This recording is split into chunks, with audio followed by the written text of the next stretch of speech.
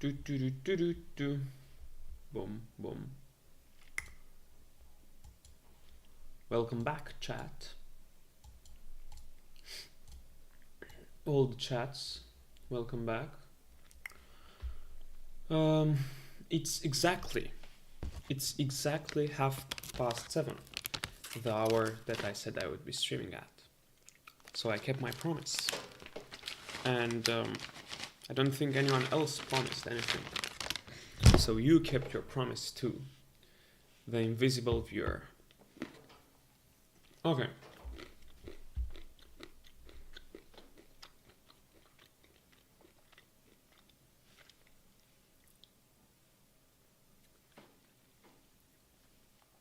For the people who weren't here a few hours ago, no idle reading, no.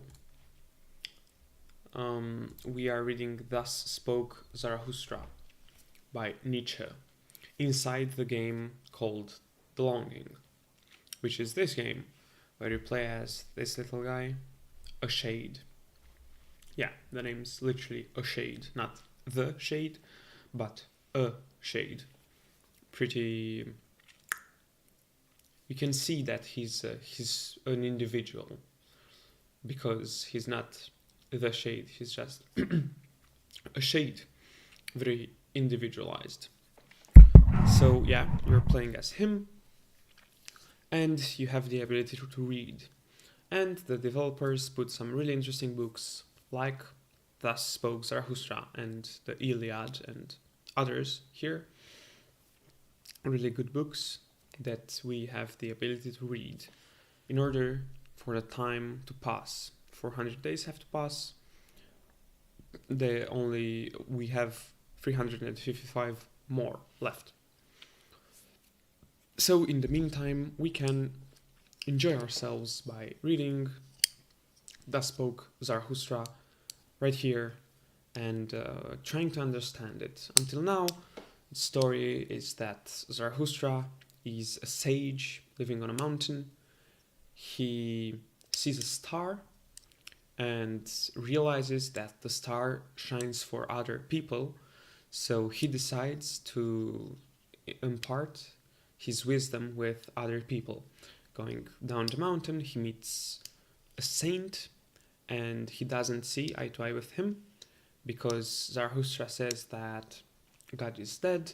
The saint says that most people will not understand him, and he goes, after speaking to the saint, to the market, where he tries to make people understand him, and until now, it hasn't been going great, unfortunately. But who knows? We're only at chapter 6, as you can see.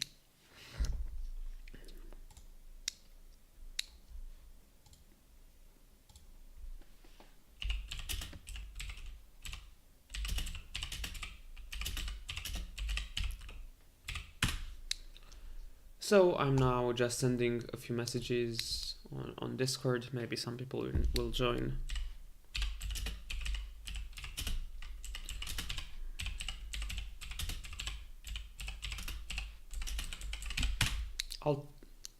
I'll try to keep things pretty chill around here.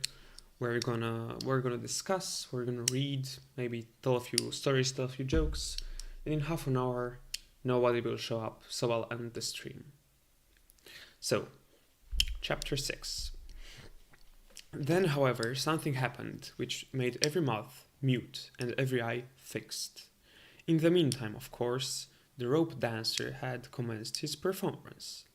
He had come out a little door and was going along the rope which was stretched between two towers, so that it hung above the marketplace and the people. When he was just midway across, the little door opened once more, and a gaudily dressed fellow like a buffoon sprang out, and went rapidly after the first one. "Go on, Holtfoot!" cried his frightful voice. "Go on, lazybones, interloper, sallow face." Interesting choice of vocabulary there. "Lest I trickle thee with my heel. What dost thou here between the towers? In the tower is the place for thee. Thou shalt be locked up. To To one better than thyself thou blocked the way.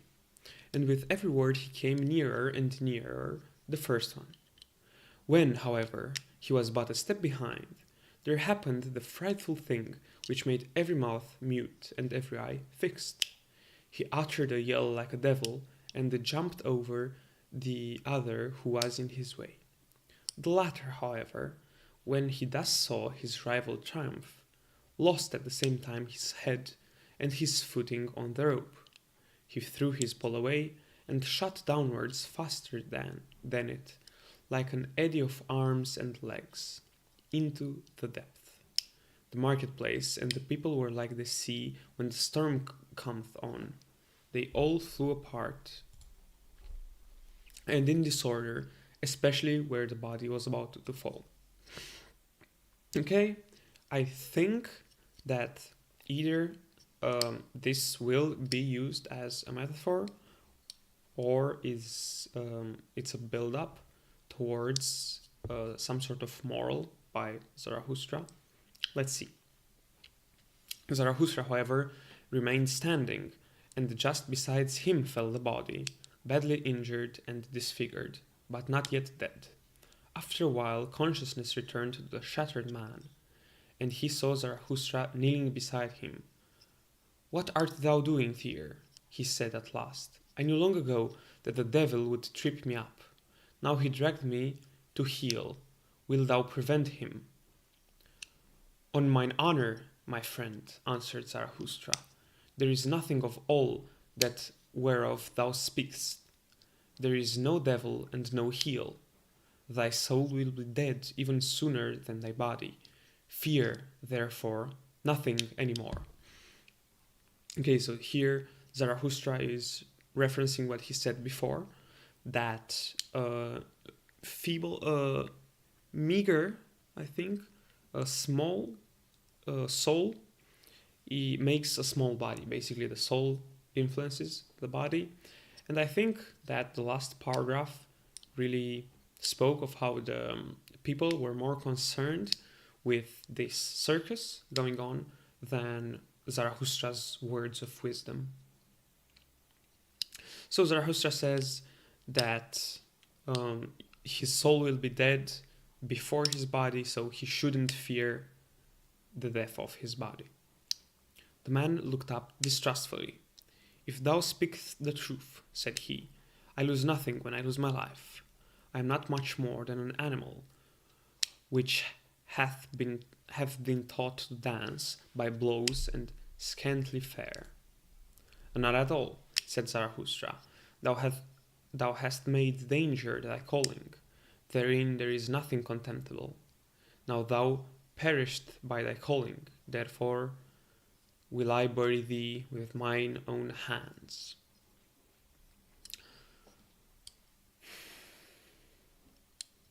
So because his job, his calling was dangerous, Zarathustra said there is nothing contemptible about his life, and he will honor him with burying him. When Zarathustra had said this, the dying one did not reply further, but he moved his hands as if he sought the hand of Zarathustra in gratitude. Chapter 7. Meanwhile, the evening came on, and the marketplace veiled itself in gloom. Then the people disappeared, for even curiosity and terror become fatigued. Zarathustra, however, still sat beside the dead man on the ground, absorbed in thought. So he forgot the time. But at last it became night, and the cold wind blew up the lonely one. Then arose Zarathustra and said to his heart, "Verily, a fine catch of fish hath Zarathustra made today.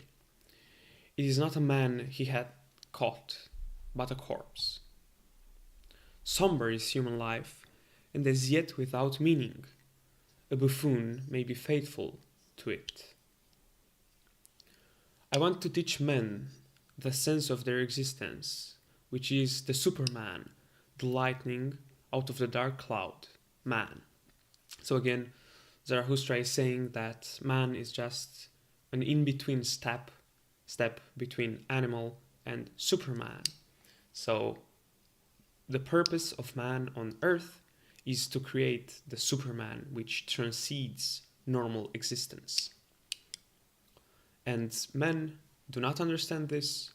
They search, they search happiness and feeling well, which Zarahustra is trying to teach them is not the answer.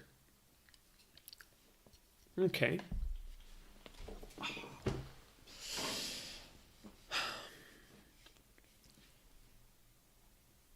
But still I am far from them, and my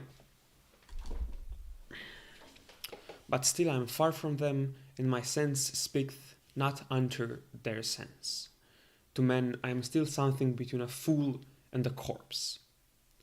Gloomy is the night, gloomy are the ways of Zarahustra. Come, thou cold and stiff companion, I carry thee to the place where I shall bury thee with my own hands. When Zarahustra had said this to his heart, he put up the corpse upon his shoulders and set out on his way. Yet had he not gone up 100 steps, when there stole a man up to him and whispered in his ear, and lo, he that spake was the buffoon from the tower. Leave this town, O Zarahustra, said he. There are too many here who hate thee. The good and the just hate thee, and call thee their enemy and despiser. The believers in the orthodox belief hate thee, and call thee a danger to the multitude. It was thy good fortune to be laughed at, and verily thou speakest like the buffoon. It was thy good fortune to associate with the dead dog. By so humiliating thyself, thou hast saved thy life today. Depart, however, from this town, or tomorrow I shall jump over thee, a living man over a dead one. And when he said this, the buffoon vanished. Zarahustra, however, went on through the dark streets. At the gate of the town, the grave diggers met him. They shone their torch to his face, and recognizing Zarahustra, they sorely derided him. Zarahustra is carrying away the dead dog. A fine thing that Zarahustra hath turned a grave digger, for our hands are too cleanly for that roast. Will Zarahustra steal the bite from the devil? Well then, good luck to the repast. If only the devil is not a better thief than Zarahustra. He will steal them both, and eat them both. And they laughed among themselves, and put their heads together. So, the buffoon's words are coming true. The people not only despise him, but also laugh at him, which saved him from dying. And the buffoon also says that Zarahustra will be killed if he stays in the city. I wonder if that has anything to do with common sense, maybe, normal values, and society, which of course laughs at Zarathustra's and Nietzsche's wisdom and dismisses it.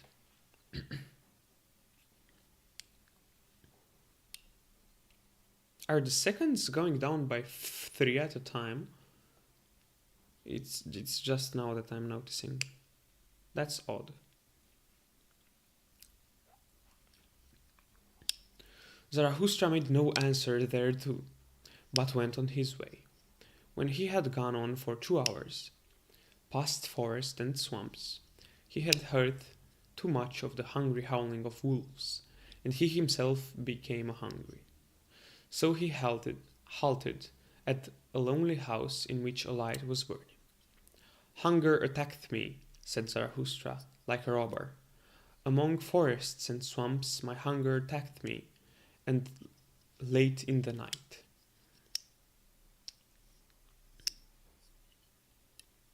Strange humors halt my hunger. Often it cometh to me only after a repast, and all day it hath failed to come. Where hath it been? And thereupon Zarahustra knocked upon the door of the house. An old man appeared who carried a light and asked, Who cometh unto me in my bad sleep?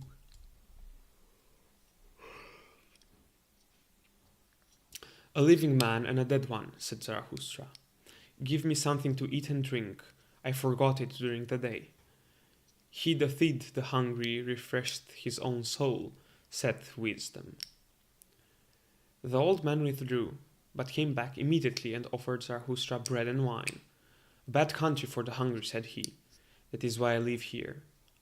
Animal and man come unto me, the anchorite. But bid thy companion eat and drink also.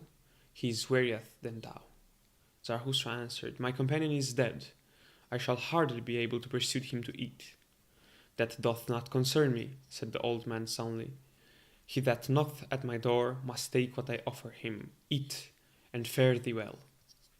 Thereafter Zarahustra again went on for 2 hours, trusting to the path and the light of the stars, for he was an experienced night walker and liked to look in the face of all that slept.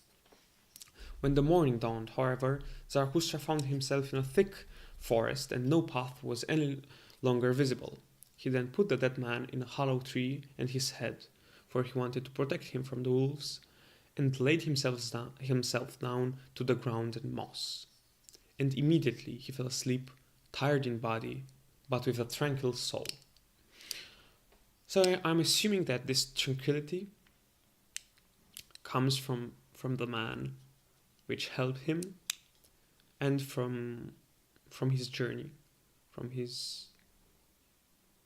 alone, lonesome journey.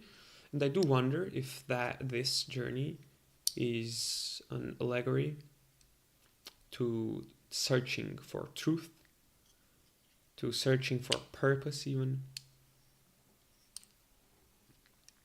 Long slept Zarahustra, and not only the rosy dawn passed over his head, but also the morning. At last, however, his eyes opened, and amazedly he gazed into the forest and the stillness. Amazedly he gazed into himself.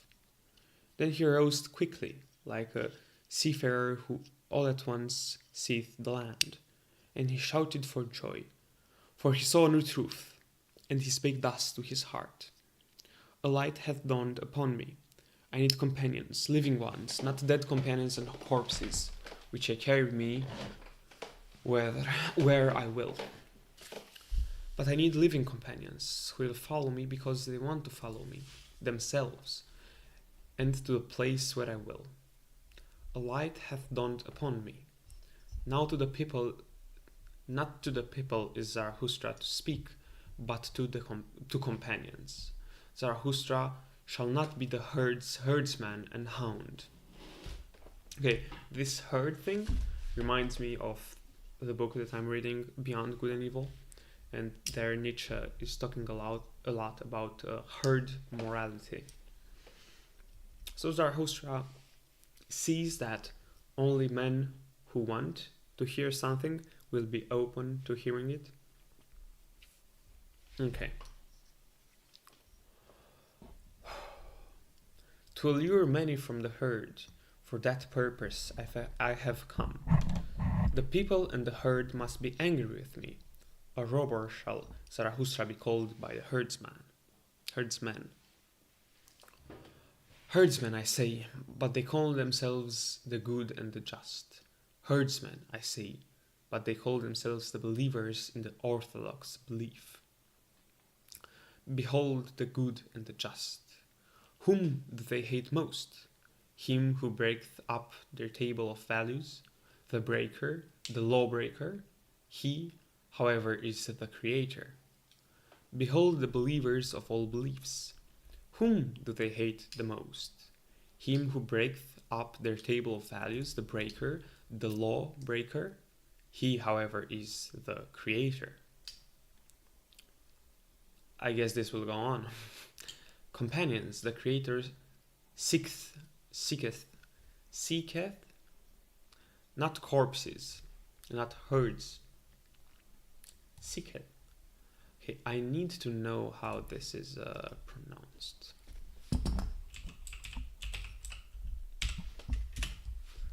Seeks.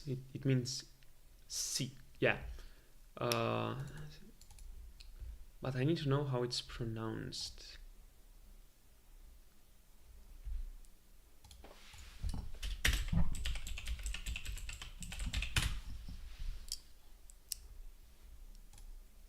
Let's see.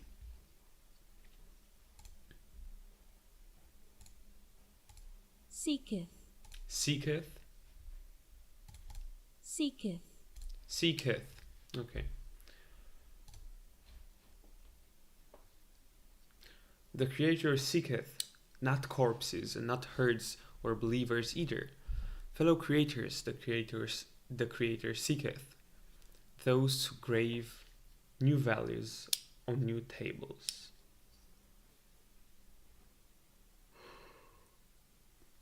Companions, the Creator seeketh, and fellow reapers, for everything is ripe for the harvest with him. But he lacketh the 100 cycles, so he plucketh the ears of corn and is vexed. Companions, the Creator seeketh, and such as how to whet their sickles. Destroyers will they be called, and the despisers of good and evil. But they are the reapers and rejoicers. Fellow creators, Zarahustra seeketh. Fellow reapers and fellow rejoicers, Zarahustra seeketh. What hath he to do with herds and herdsmen and corpses? And thou, my first companion, rest in peace. Well I have buried thee in thy hollow tree, well have I hid thee from the wolves. But I part from thee, the time hath arrived. Twixt rosy dawn and rosy dawn there come unto me a new truth. I am not to be a herdsman, I am not to be a gravedigger. Not any more will I discourse unto the people, for the last time I have spoken unto the dead. With the creators, the reapers, and the rejoicers I will associate. The rainbow will I show them, and the stairs to the Superman. To the lone dwellers will I sing my song, and to the twain dwellers, and unto him who hath still ears for the unheard, will I make the heart heavy with my happiness. I make for my goal, I follow my course, over the loitering and tardy will I leap, thus let my ongoing be their downgoing. 10.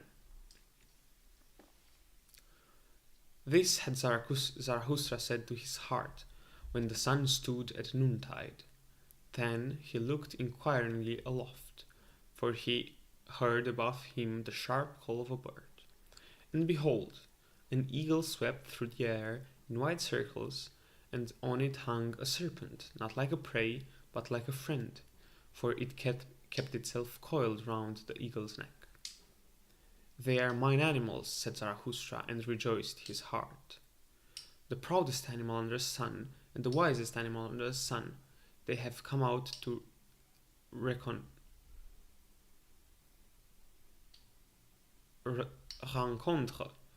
to meet. Yeah. Rencontre. Reconnoiter?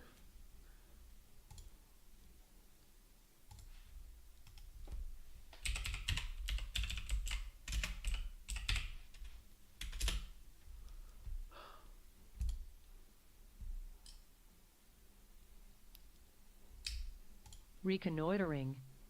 Reconnoiter.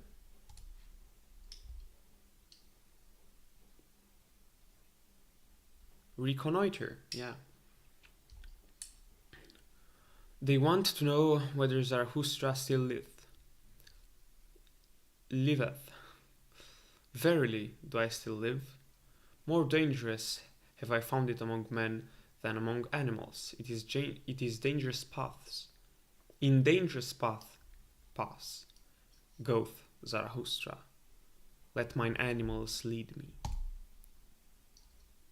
When Zarahustra had said this, he remembered the woods of the saint in the forest. Then he sighed and spoke thus to his heart. Would that I were wiser. Would that I were wise from the very heart like my serpent. but I'm asking the impossible. Therefore do I ask my pride to go always with my wisdom. And if my wisdom should someday forsake me, alas, it loved to fly away. May my pride then fly with my folly. Thus began Zarathustra's downgoing. Okay, that's about it.